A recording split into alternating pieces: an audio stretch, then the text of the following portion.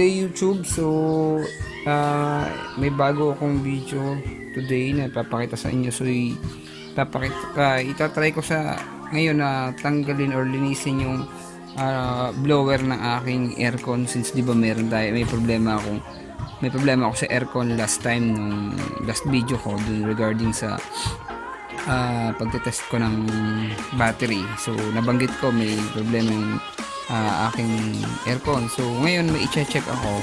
So papakita ko sa inyo kung paano yung pagkakalas niya. So ngayon bali ang una kong ginawa is tinanggal ko itong pinaka switch na to. So ito yung switch para doon sa ilaw dito sa pinto. Bali dito siya nakakonect. So binunot ko lang muna. So may madali namang paraan tanggalin yung negative sa battery. So hindi ko na siya tinanggal kasi normally pagka tinatanggal mo yun nare-reset yung idle niya. So ngayon hindi ko siya ginawa kasi kailangan ko siyang pag nangyari yun na reset, kailangan mong mag idle relearn. So medyo matagal-tagal din yun, though meron naman akong paraan.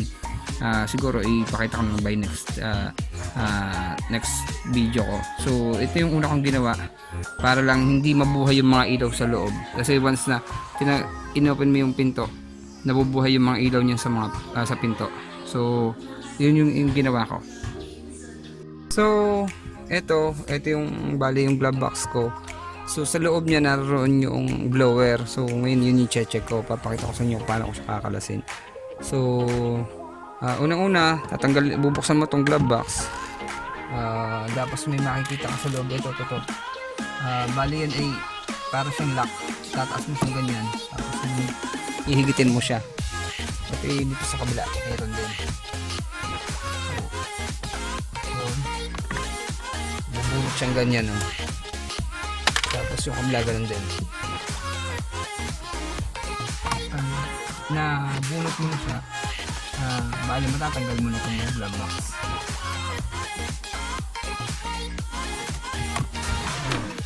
Tanggal yung glove box yan. So ganun lang siya kasimple. Tanggal yung glove box. So yung sinasabi kong lock, ito. So pasensya na kayo, medyo madilim kasi no choice ako. Medyo masikip lang yung aking garahe. So doon ko siya ginagawa yung mga ganitong bagay. So then ilaw lang yung magagawa ko. Kaya nito flashlight lang to. So papakita ko sa inyo. So medyo marami tayong kakalasin. So kakalasin natin to. Itong pinakang sinasabitan nito, itong pinaka latch nya. Tapos yung mga tornilyo. So yung iba hindi ko na masyadong papaliwanag. So ito yung yung ating blower. So kakalasin ko siya kasi kailangan itong buong ito, paligid niya, para matanggal natin yung blower. So hindi ko na masyadong papaliwanag. So panuhod din nyo na lang sa video. So madali lang naman yan. Kakalasin lang yung mga tornilyong yan. Then yun na.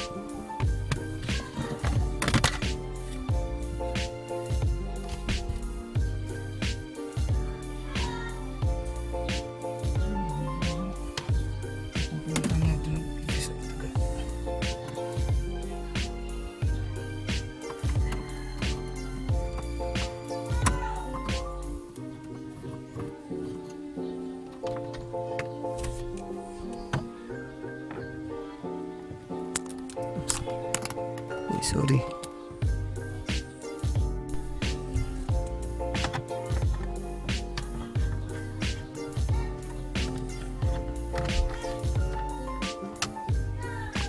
Dito na lang sa baba yung mga tornilyo.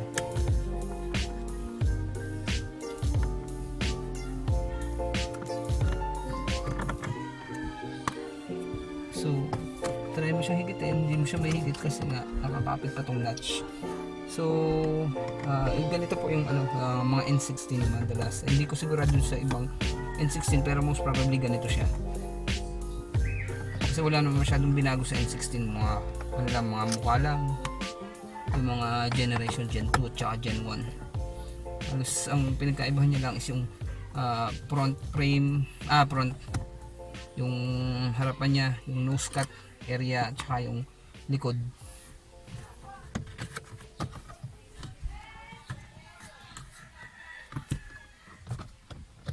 Tanggalin na natin ito, latch. There you go. So yun.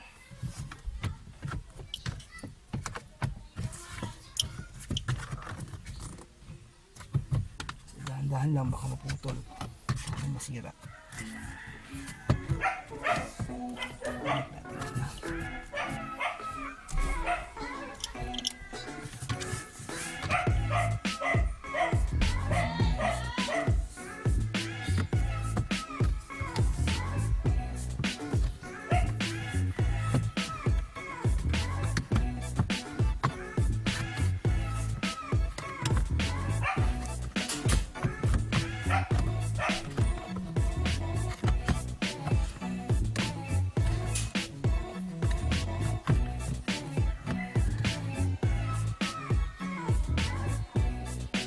So mukhang kakailanganin muna natin tanggalin itong harap na to. Unahin natin tanggalin. So change plan tayo. So medyo alanganin yon. So ang uunahin natin siguro most probably ito. Ganyan. Yan. So kakalas tayo dyan na yan. Para magawa yon, so kakailangan natin buksan ng pinto. So ayun, natanggal ko na siya. So hindi na pala kailangan natin kalasin yung nut kanina. Tsaka yung tinanggal ko na yung cover ng transmission module. So ang problema lang pala ay kaya hindi ko siya mahigit is ito, sumasabit siya pagka so ginawa ko lang is tinuunan ko, hinigit ko siya ng konting ganyan, tapos kinanong ko siya, yun, tanggal na. So ayan po ang natanggal na siya. So yan po yung kabuuan ng ating kabuuan ng ating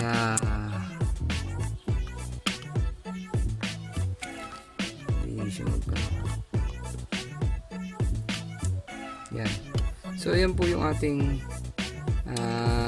blower. So ang gagawin ko is alam ko meron siya ditong doon sa na research ko, meron din siyang bolt dito. So hindi ko nakakalasin lahat to, pero yung cabin filter is, yung filter niya is yan dyan sa part na yan. Ito yung sa filter. So tatanggalin ko para makita ninyo yung sa filter. So wala na siyang filter. Ngayon ko lang ito nabuksan, padalawang beses ko nabuksan. So wala na siyang filter. So dapat meron siyang filter dito. So wala na siyang filter.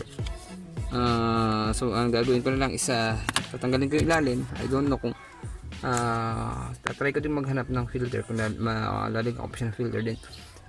Tatanggalin ko muna sa ngayon. Yung target is tanggalin yung blower. I-check ko yung blower kung may dumi, kasi isa sa problema nito is nagkakaroon ng amoy kapag dati pag pinaandar namin yung aircon, umaamoy siya. So i-check ko muna siya. So update. So ito siya ngayon. So eto, natanggal ko na siya mula dun sa sa pinakang housing ng blower. So ito na siya. Yan. So ngayon ang problema ko, so ang ginawa ko pala muna is may tatlong tornilyo lang siya dito. Yan, yung pinagmountan ng tornilyo, tatlo. So kinalas ko lang siya doon. Ito yung mga tornilyo na, tatlong tornilyo lang. Then bumagsak na siya mula doon sa pwesto niya na yan. So natanggal ang tornilyo, nahulog na yon. So actually nahulog nga siya ng konti, mababa lang naman. So ang problema ko ngayon, ito hindi ko siya mabunot. I don't know kung ito ba yung nabubunot. So ang tingin ko is pipindutin mo lang to, then pwede mo siya bunutin. Kaya lang nakakailan na akong try, hindi ko talaga siya mabunot. So siguro hindi ko na muna itatry siya ng bunutin, baka kasi magkatulang ng problema lalo.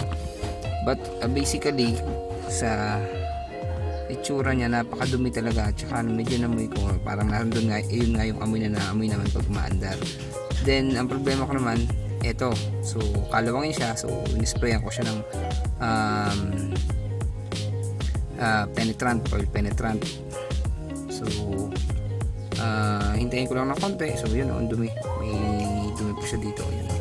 So ang plano ko is tanggalin ko siya. After tanggalin ko, hugasan ko siguro, then tutuyuin ko, tapos saka ko siya babalik. Then madumi din mismo yung motor, so lilinisin ko na lang siya para mabawasan din yung loob itong mismo case na to. So sigurado madumi din to. So plano ko lang punasan, since kung kakalasin ko siya, tatanggalin ko ang buong dash, so mas malaking trabaho. So yun muna yung gagawin ko, itatry ko muna siya ngayon, since ito naman nandito inamoy ko, ito nandito yung amoy talaga eh. Most probably napasok to ng daga, medyo mapalot eh. So yun muna, so i-update ko na lang kayo once na nakalas ko na siya. So update, bali nakalas ko na, so yan, hiwalay na sila. So ito yung motor mismo, so hindi ko na siya tatanggalin doon sa lock na yun, sa connector niya. Then lilinisin ko na lang, talagang medyo madumi, hindi basta hindi medyo madumi talaga. So ito yung pinakang fan niya. So ang nag-hold lang sa kanya is 8mm na nut. So nasa na yun, ito, so yun. So after ko siyang kalasin, hindi ko siya natanggal, so ang ginawa ko, binalik ulit yung nut, tapos iniangat ko lang ng konti, then medyo pinakpo ko ng konti para bumaba to, tapos ito hinold ko siya para maiwan, para matulak itong motor. So ayun, natanggal ko, nilinisin ko na lang. So siguro hugasan ko ng tubig to. So update ko na lang ulit kayo pagka bubuin ko na, tsaka pag nalinis ko na siya. So target is to clean yung lahat yan. Tapos pasensya na kayo kung medyo hindi masyado makita, kasi wala, ilaw lang na flashlight ang ginagamit ko eh. So guys, update, ito, so nalinis ko na siya. So iba kanina itsura nito, mas malinis, laki ng difference niya. So malinis na siya. Then ito, nalinis ko na din, so hindi ko na siya kanalas, kasi nga sabi ko baka magka-problema lang ako doon, so hindi ko na siya kanalas. Then ito, nalinis ko din ng konti yung loob niya, kung ano na yung maaabot ko. Pero ito yung malaking difference talaga. Hindi ko alam kung kita sa picture na to at yun sa kanina sa video na to, pero laki ng diferensya, napakadumi niya. So ngayon, ang gagawin natin is i-assemble ko na siya.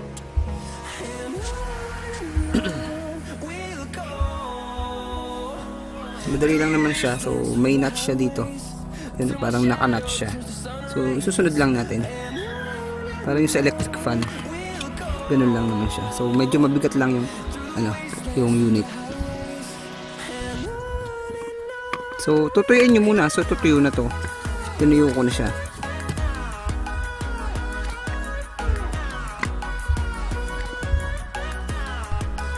So ito, na connect ko na siya. Ayan. So nakabuo ng unit na ulit siya.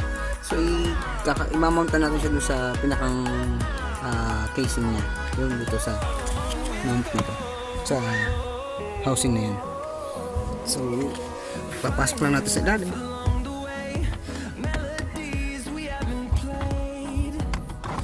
At yung pala itong hose na to, so bali siya nakakonect dito. Yan, nakaganyan siya. Yung siya i-connect. Ngayon ito ay nakakonect din dun sa unit na to.